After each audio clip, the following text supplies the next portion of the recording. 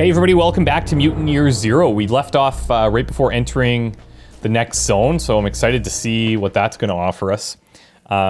We tried out the YouTube Premiere feature for the last episode. That was pretty cool. It's basically... Of course the world ends. You talk did about it to us. When the ice melted, you said nothing. When the plague spread, you did nothing. When the nukes dropped, you became nothing. At least that's what the Elder says. But cheer up. You'll be happy to know that despite your mistakes, life remains. In a small settlement high above a raging river, people are living and thriving. We call it the Ark. Oh, cool.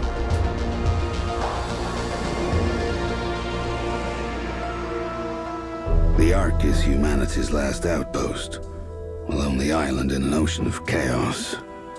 Within these walls, we help each other create a new civilization on the ruins of the old one, with the guidance of our leader, the Elder. The Elder tells us we're safe as long as we never leave, because outside these walls lies the Zone, the never-ending wasteland.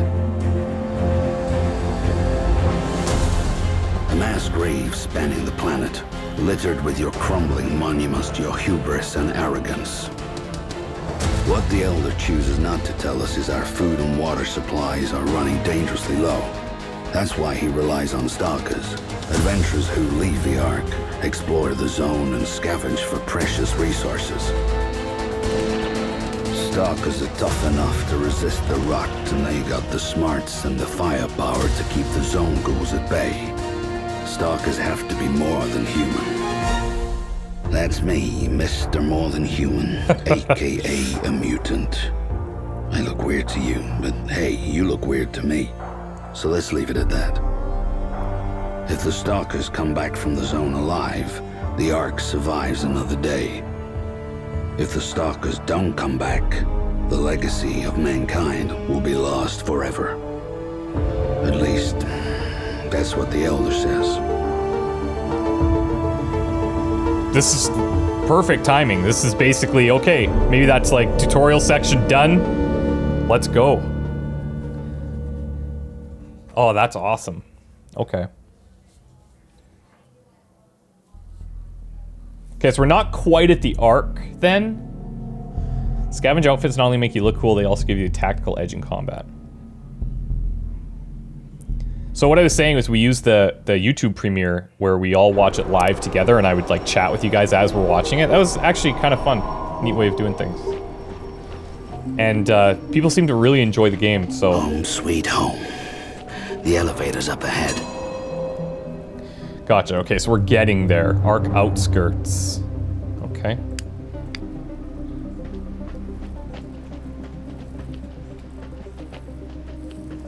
Zone overview. So does that mean if we've got question marks this way, can we kind of veer in any direction that we want? Oh yeah, okay, locked, required zone key. Oh, cool. Whoa, hold up. Got two ghouls hiding over there. Oh yeah, we do. Think they want to hitch a ride on our elevator. Forget that. Let's sneak around and see if there's any others. Butcher, a hunter. Box opens. We go in the box. Box goes in the Ark. We take their food. We take their another guns. marauder. Mutants in the Ark. Too many. Too many. Mutants are weak. We kill some fast. We kill some slow. But we kill them all. Box is coming. We killed them all. So they're ambushing our elevator, it sounds like. It's great. Oh, hello. Snazzy visor, 25% added to weapon range. Military-grade tactical visor used in the poker stealth conflict. This stylish piece of gear reduces glare, granting its wearer a range bonus. Chronicler Maddox. Okay. I like that.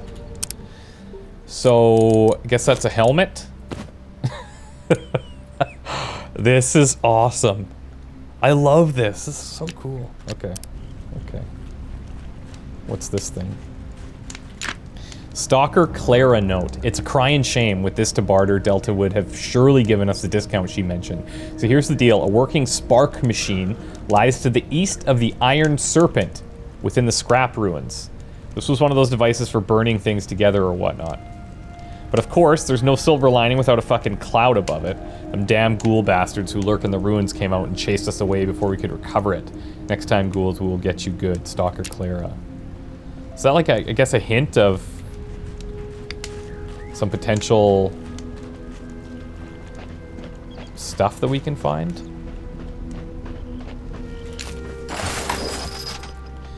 Okay, so we saw somebody patrolling back here. Oh, we also have... We've got high ground again. Wait here. Okay, you know what? Let's do this. Let's put you up on the high ground. Just be very quiet.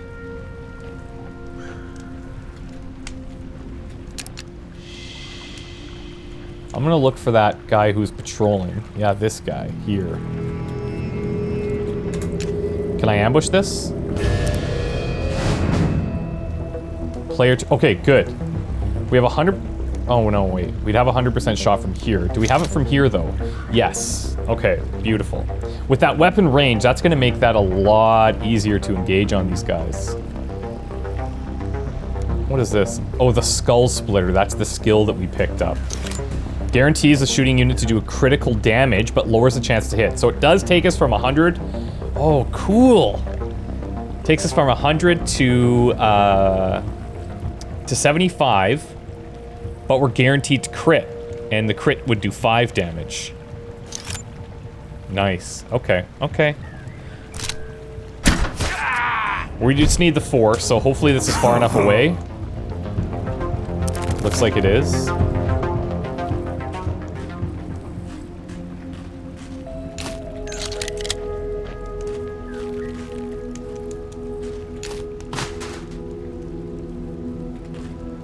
Now, I wonder... That stronger guy... Let's take a look at our inventory here for a second. So this thing guarantees to crit for 6 damage, right? Or, sorry, this thing crits for 6 damage.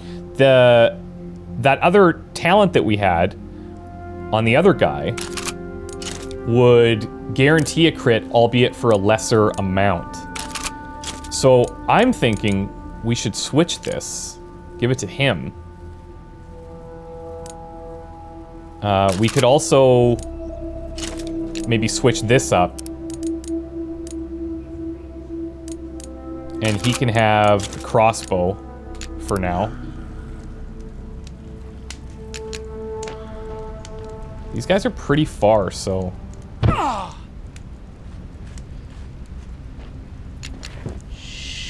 My plan is, let's find that big guy.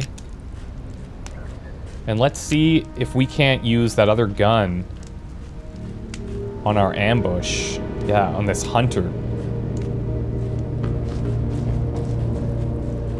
We've got the range.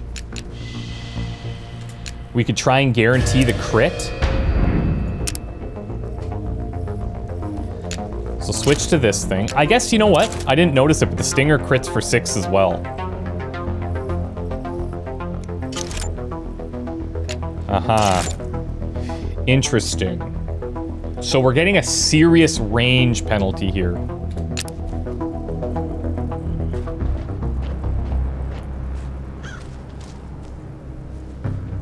Oh, look at that. See how it, like, kind of started creeping?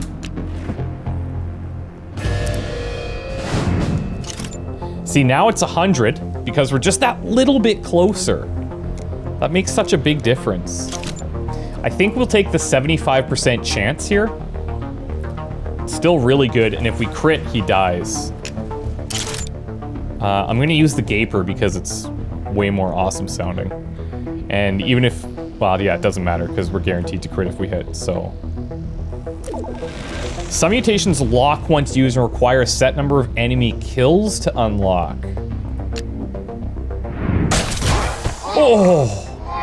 Sorry about that. That's so cool. Now we want to go in and try and take this guy out. We definitely want to activate here. 50% to crit, or 50% to hit from there.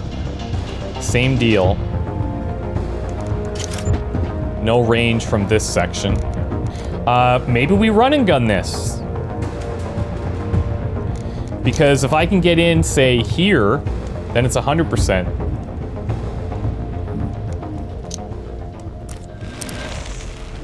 I'm doing it. So run and gun to move here. Then fire the crossbow. Smashed him! Great So work! uh-oh. Oh, they're not done. So switching these weapons around and the like is pretty cool. One of the things I noticed when reviewing the first episode was this sprint.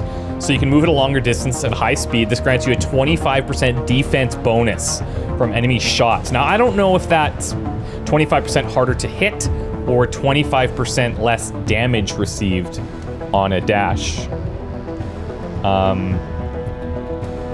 But this guy is overwatched, so I kind of feel like maybe we do the same to him. We have a grenade. I'm gonna pull back. And I think we'll just switch to this one. Overwatch. Overwatch. And we'll overwatch here too. Overwatch. Overwatch. We got an Overwatch battle. All right, buddy.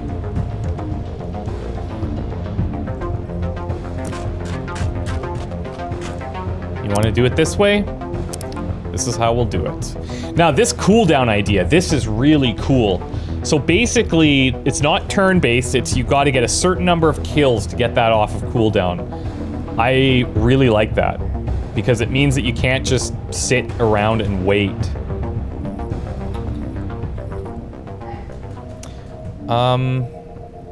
This would trigger an Overwatch, which I don't love.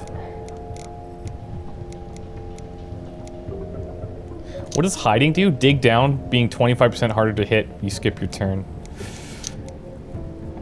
Overwatch. I should have probably reloaded there.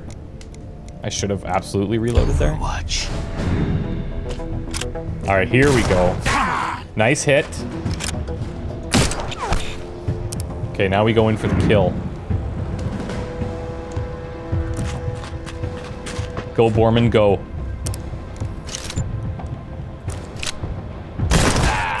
My man. Nice. Got you. That's how we roll. That was really cool. Hey, follow me. Okay, so we leveled up. Let's grab the gear that they dropped. Some scrap. Weapon mod, Mimir Driver 30. 2 additional crit damage. So you give that to Dux, who has the thing that guarantees a crit. That's massive. 30% chance to knock back enemies. It's an ancient drill unit which can be mounted to any weapon. Adds a high-speed spin to whatever projectile is fired, increasing the chance of knocking back its target. Cool.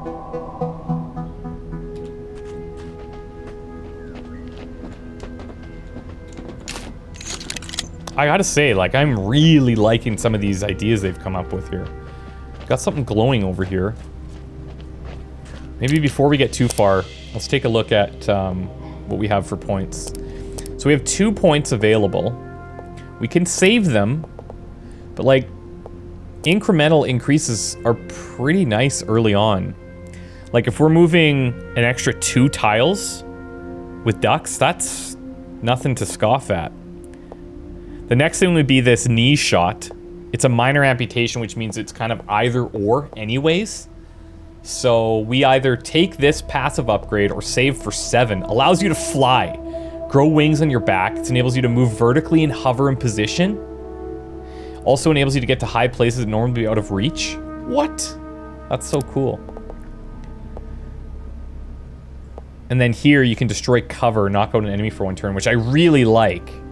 This might be worth saving because he's already got so much health. I think I'll take the movement here. But we'll save Borman's. I don't even know if the demo will last long enough for us to be able to get to those things, but who knows. This looks good.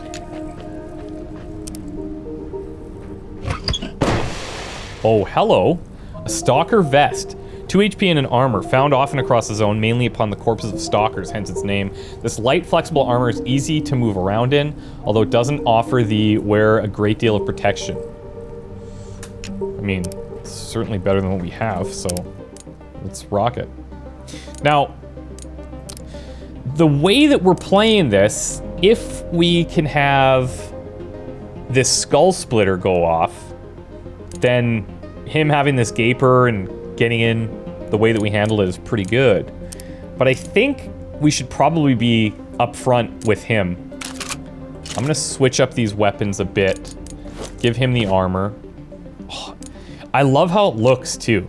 That style is just so unique to me. We'll change this one out. Kills to recharge. Let's see where can we see where we're at on that? Like, cause it is counting it there, saying kills to recharge 2 on 2. And this says 3 on 3. I don't know if that updates live or if that's just saying in general this is what you need to do. What are the light? Oh, yeah, this is okay. We should be safe then, right? If they're camping at the elevator. I'm just gonna check this right side to see if there's any scrap, and there is.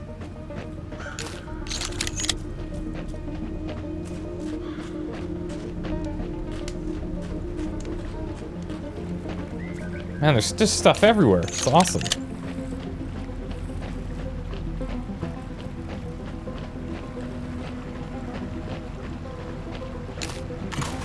The car in the tree there? That's cool. Anything behind the elevator? Zone key. Alright, neat.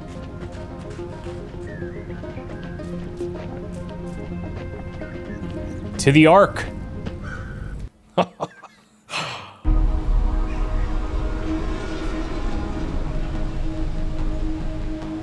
The Elder meets us at the elevator. He says he doesn't have a second to lose. The mission's too important. Our mission, he says, is a man. And that man is Hammond. Everyone in the Ark knows Hammond, respects him. He's our lead, gearhead, going farther into the zone than anybody else, bringing back the machines that help us survive. He knows how to keep those machines running, how to fix them when they fall apart. Hammond keeps the Ark's heart beating. The Elder says 3 nights ago Hammond took his team of stalkers and headed north, not telling anyone why. They haven't come back. I've never seen the Elder this shaken before. It scares me. He tells us Hammond has a remote cabin in the north that could yield some clues to his location. Me and Ducks never patrolled that far before, but the Elder says he has faith in us. He believes in us. So, this mission we accept. Go to Hammond's cabin, search for clues, then find Hammond and bring him back alive. The fate of the Ark depends on it. If we can get these little story bits frequently enough to feel like we're kind of progressing through this narrative, and it's not something that's just a back-end thought, that is going to be awesome. That's going to be awesome. Investigate Hammond's cabin. Okay, so what's going on here? So this is the Ark. Take us back out to the zone. Iridia's shop, the Elder, Delta's fix. Let's go straight to the Elder and see what he's all about. My home will always be a haven to you, brave stalkers. After your journeys, pay me a visit, and I'll offer you some guidance, perhaps a story. Awesome. To help you become wise and strong. You got it. Not this time, though.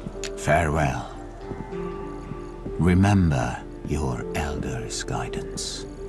Some people had asked about the subtitle size. As far as I know, I don't think it's something that we can change. I did look, but...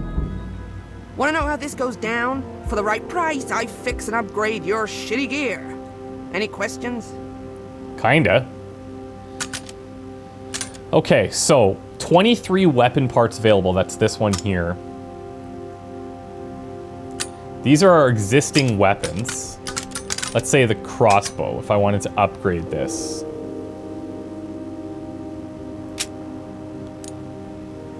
Let's see. So we can go, if we do an upgrade to level 2 for 20, this does 1 extra damage, 1 extra crit damage, which is pretty good because then we could keep the silent kill with the crit on those bigger guys that we've seen. What's the damage module? These are the attachments, right? Yeah. So, oh, this is interesting. So if we take the 2 additional crit, I don't know if you, okay, it looks like you can remove them.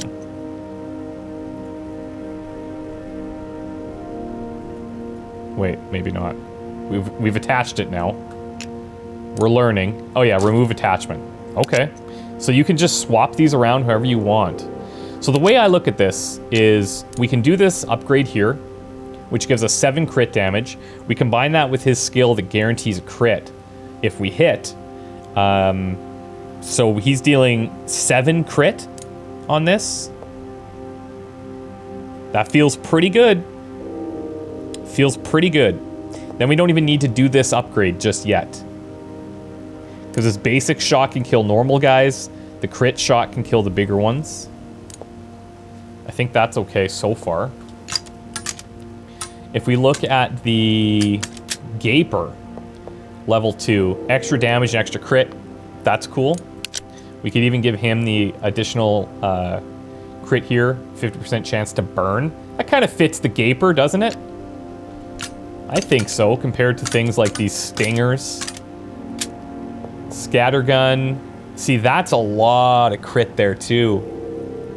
That's a lot.